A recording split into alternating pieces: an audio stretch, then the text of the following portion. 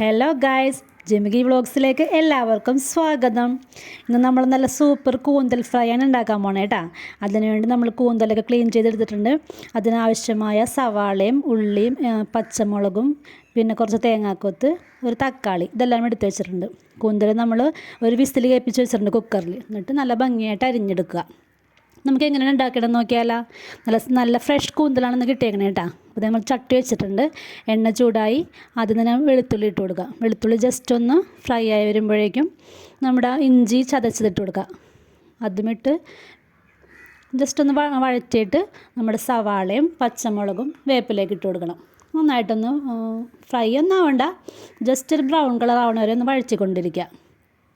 ഇപ്പം നമ്മളിവിടെ നല്ല കൂന്തൽ കിട്ടിയപ്പോൾ ചെയ്യാമെന്ന് വിചാരിച്ചാണ്. കൂന്തൽ ഇടയ്ക്കൊക്കെ കിട്ടാറുള്ളൂ നമുക്ക്. അപ്പം എല്ലാവർക്കും ഇഷ്ടമാണെന്ന് വിചാരിക്കണം കൂന്തൽ ഫ്രൈ. അപ്പം നന്നായിട്ട് വഴറ്റിയെടുക്കുക.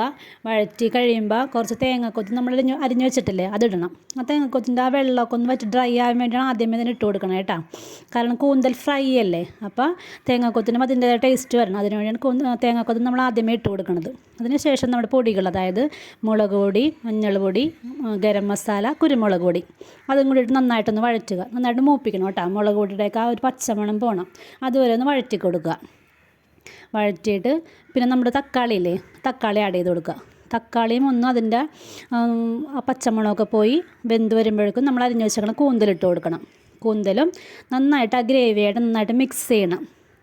അപ്പോൾ കുറച്ച് ഉപ്പ് ആഡ് ചെയ്ത് കൊടുക്കണം കേട്ടോ. അതിൻ്റെ ഇടയിൽ നമ്മൾ കൂന്തൽ വേവിച്ചപ്പോൾ ഉപ്പിട്ടിട്ടുണ്ട്. പിന്നെ ഇപ്പോൾ കൂന്തൽ വേവിച്ചപ്പോൾ കുറച്ച് വെള്ളം ഉണ്ടാവും കുക്കറിൽ. ആ വെള്ളം ഒരിക്കലും കളയരുത്, അതെടുത്ത് മാറ്റി വെക്കണം നമ്മൾ. എന്നിട്ട് കൂന്തൽ ജസ്റ്റ് ഒന്ന് ഫ്രൈ ആയി വരുമ്പോഴേക്കും ഈ വെള്ളം ആഡ് ചെയ്ത് കൊടുക്കണം. എന്നാലേ അതിൻ്റെ ടേസ്റ്റ് വരുള്ളൂ. കാരണം കൂന്തലിൻ്റെ ടേസ്റ്റൊക്കെ ആ വെള്ളത്തിലായിരിക്കുള്ളൂ. ആ വെള്ളം നമ്മൾ കളഞ്ഞാൽ അത്രയും അങ്ങോട്ട് ടേസ്റ്റ് വരില്ല.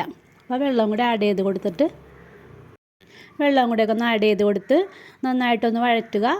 പിന്നെ കുറച്ച് കറിവേപ്പിലേക്ക് ഇട്ട് ഒന്നും കൂടി ഫ്രൈ ആയി വരുമ്പോഴേക്കും നമ്മുടെ സൂപ്പർ ടേസ്റ്റി കൂന്തൽ ഫ്രൈ റെഡിയാവും. അപ്പോൾ ഇന്നത്തെ വീഡിയോ ഇത്രയേ ഉള്ളൂ. എല്ലാവർക്കും ഇഷ്ടമായെന്ന് വിചാരിക്കുന്നു. വീഡിയോ ഇഷ്ടപ്പെട്ടെങ്കിൽ എല്ലാവരും ലൈക്ക് ചെയ്യണം, സബ്സ്ക്രൈബ് ചെയ്യണം, ഷെയർ ചെയ്യണം. അപ്പോൾ ടാറ്റാ ബൈ, സീ യു.